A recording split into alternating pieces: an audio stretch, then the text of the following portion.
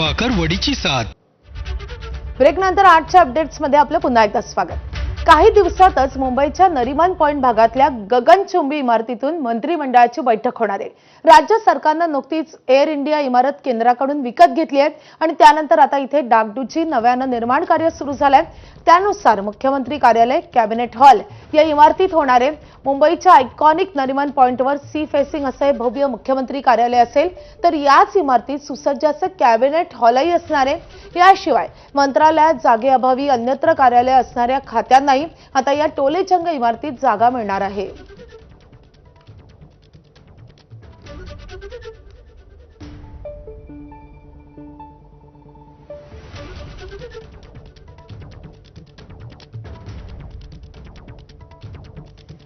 राजू सोनावणे आपले प्रतिनिधी सध्या आपल्या सोबत आहेत। राजू, एकूणच आता लवकरच सीएमओचा पत्ता बदलणार आहे अशी चर्चा सुरू झालेली आहे। कशा रीतीने एअर इंडियाची ही इमारत सज्ज होतीये?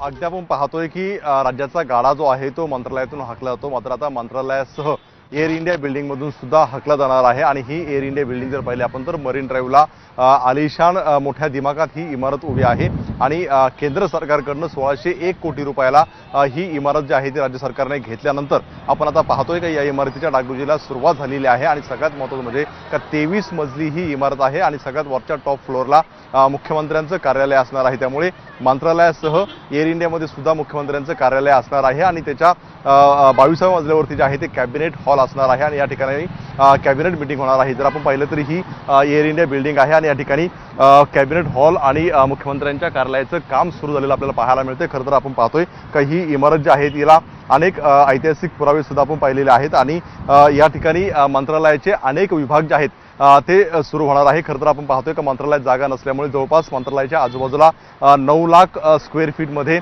भाड्याने जागा जी आहे ती राज्य सरकारने घेतलेली आहे आणि त्याचं जवळपास 200 कोटीच्या आसपास जे आहे ते महिनाकाठी भाडं राज्य सरकारला द्यावं लागते। त्यामुळे सगळे विभाग या सगळ्या एकाच इमारतीमध्ये येणार आहे। त्यामुळे मंत्रालय आणि एअर इंडियाच्या बिल्डिंगमध्ये संपूर्णपणे इथून कारभार जो आहे तो हाकला जाणार आहे। आपण जर पाहिलं तर 23व्या मजल्यावरती 5611 चौरस फुटांची जागा जी आहे ती उपलब्ध आहे। त्या ठिकाणी हे मुख्यमंत्री कार्यालयाचं काम सुरू झालेलं आहे आणि 22व्या मजल्यावरती जर आपण पाहिलं तर एकूण 13,363 चौरस फूट जागा जी आहे ती उपलब्ध आहे आणि त्या ठिकाणी मंत्रिमंडळ हॉल जो आहे तो बनवण्याचं काम सुरू झालेलं आहे। त्यामुळे आपण पाहतोय की हे दोन्ही महत्त्वाचे कार्यालय असणार आहे। आरोग्य भवन असेल, त्यासोबत आपण पाहतोय की वैद्यकीय शिक्षण असेल, पाणी पुरवठा असेल, सगळे विभाग जे आहे ते एअर इंडिया इमारतीमध्ये येतील आणि त्यानंतर मंत्रालय आणि एअर इंडिया अशा दोन ठिकाणाहून जो आहे तो राज्याचा कारभार चालणार आहे। खरं तर या इमारतीची आपण जर वैशिष्ट्य पाहिली तर 1972 साली ही 23 मजली इमारत बांधलेली होती। 7512 चौरस मीटर जागेमध्ये ही इमारत जी आहे ती उभी आहे। अनेक दिवसांपासून जे आहे ते राज्य सरकार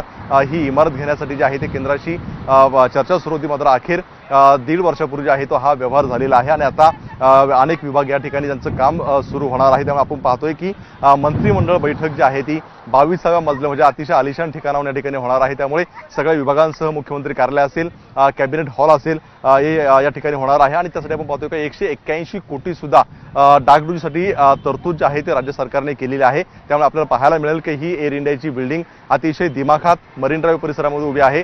टॉप फ्लोअरवरून संपूर्णपणे दक्षिण मुंबई असेल किंवा मरीन ड्राईव्ह परिसर असेल, समुद्र किनारा असेल, संपूर्णपणे दिसतो आणि याच ठिकाणी आता मुख्यमंत्री कार्यालय आणि कॅबिनेटचा हॉल जो आहे तो बनवण्याचं काम सुरू झालेलं आहे। त्यामुळे एअर इंडियामध्ये आणखी किती विभाग येणार आहेत हे सुद्धा पाहणं अतिशय महत्त्वाचं राहणार आहे। खरं तर आपण पाहतोय का एअर इंडिया इमारत खाजगी कुठल्याही मालकीची नसावी यासाठी राज्य सरकारने मोठे प्रयत्न केले गेलेले होते। केंद्र सरकारला जे आहे ते वारंवार पत्रव्यवहार करून ही इमारत जी आहे ती खरेदी केलेली आहे आणि ही खरेदी आता केल्यानंतर या ठिकाणी डागडुजीला सुरुवात झालेली आहे। आज मुख्य सचिवांच्या उपस्थितीमध्ये याचा आढावा होणार आहे। नेमकं कुठपर्यंत काम आलेलं आहे याची संपूर्णपणे पाहणी जी आहे ती केली जाईल। याच्या आधी सुद्धा आपण पाहतोय का सार्वजनिक बांधकाम मंत्री शिवेंद्रराजे भोसले यांनी सुद्धा या ठिकाणी येऊन पाहणी केलेली होती। अनेक ठिकाणी जी आहे ती पडझड झालेली आहे, त्यामुळे ती दुरुस्तीचं काम सुद्धा सुरू झालेलं आहे। त्यामुळे पुढच्या काही महिन्यांमध्ये एअर इंडियाची इमारत जी आहे ती पूर्णपणे वापरात येईल आणि त्या ठिकाणी सर्वात टॉपच्या फ्लोअरला मुख्यमंत्री कार्यालय आणि 22व्या मजल्यावरती मंत्रिमंडळाची बैठकीचा हॉल जो आहे तो सज्ज झालेला आपल्याला पाहायला मिळेल। आपण जर पाहिलं तर पार्किंगची सुविधा जी आहे ती या परिसरामध्ये मोठ्या प्रमाणावरती उद्भवते आणि म्हणून आपण या इमारतीमध्ये जर पाहिलं त्या ठिकाणी पार्किंगची सुद्धा सुविधा आहे. 152 वाहनं बसतील अशा 2 मजली पार्किंग सुद्धा या इमारतीमध्ये आहेत आणि दोन्ही साईडनी गेट असलेले आपल्याला पाहायला मिळते. त्यामुळे सध्या मंत्रालय परिसरामध्ये वाहतूक कोंडी असेल किंवा ट्रॅफिकची समस्या असेल किंवा येणाऱ्या अभ्यागतांसाठी जागा मिळत नाही, ते सगळे प्रश्न जे आहेत ते सुटले जाणार आहे. त्यामुळे 1,601 कोटी रुपयाला खरेदी केलेली एअर इंडियाच्या बिल्डिंगचं डागडुजीचं काम सुरू झालं आपल्याला पाहायला मिळतंय.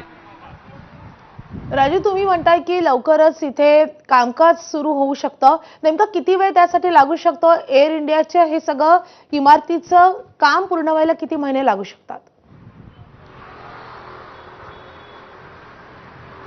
अगदी आपण पाहतोय की ही इमारत जी आहे ती केंद्र सरकारच्या ताब्यामध्ये होती. एअर इंडियाची ही बिल्डिंग आहे. त्यामुळे अनेक मजल्यांवरती जे आहे ते लिकेज असेल किंवा इतर सुद्धा सोयीसुविधा ज्या आहेत त्या उपलब्ध नाहीये. त्यामुळे ही डागडुजी जी आहे ती करायला सुरुवात झालेली आहे. जवळपास 2 महिन्यापासून आतमध्ये काम सुरू आहे आणि पुढच्या 3 ते 4 महिन्यामध्ये जे आहे ते संपूर्णपणे काम अपेक्षित आहे. मात्र त्याच्या आधीच वरचे टॉपचे 2 फ्लोअर जे आहे ते पूर्ण करण्याची शक्यता आहे आणि त्यासाठी स्वतः मुख्य सचिव जे आहे ते वारंवार याचा आढावा घेताना आपल्याला पाहायला मिळतात. यासाठी विशिष्ट अधिकारी सुद्धा नेमून दिलेले आहेत आणि या मागच्या अधिवेशनामध्ये पुरवणी मागण्यांमध्ये सुद्धा 181 कोटी रुपये डागडुजीसाठी जे आहे ते उपलब्ध करून दिलेले आहेत. त्यामुळे आपण पाहतोय की या इमारतीचं आहे पुढील 3 ते 4 महिन्यामध्ये संपूर्णपणे रिनोव्हेशन होईल आणि त्यानंतर महाराष्ट्र सरकार जे आहे ते वापरासाठी ही इमारत आणणार आहे. खरं तर आपण पाहतोय की राज्य सरकारने ही इमारत घेतल्यानंतर महाराष्ट्र शासन अशा याचा जो आहे तो बोर्ड मोठ्या प्रमाणामध्ये लावण्यात आलेला आहे. खरं तर आता जर पाहिलं आपण तर मंत्रालयाच्या बाहेर अनेक विभाग आहेत. त्यामध्ये आरोग्य विभाग असेल, हायर एज्युकेशन असेल, पाणी पुरवठा असेल, असे जवळपास 9 लाख स्क्वेअर फीट मध्ये जे आहे ते कार्यालय भाड्याने घेतलेलं आहे. ती सगळी कार्यालय या ठिकाणी येणार आहेत. सगळ्यात महत्त्वाचं म्हणजे का 23व्या मजल्यावरती मुख्यमंत्र्यांच्या कार्यालयाचं सुद्धा पुढच्या काम काही सुरू आहे. महिन्यातच हे कार्यालय सुसज्ज होणार आहे. राजू, या संदर्भात सगळे महत्त्वाचे अपडेट जाणून घेत राहू. सध्या धन्यवाद या सगळ्या सविस्तर माहितीसाठी. नाशिकमधून बातमी येते. नाशिकमध्ये खड्ड्यांमुळे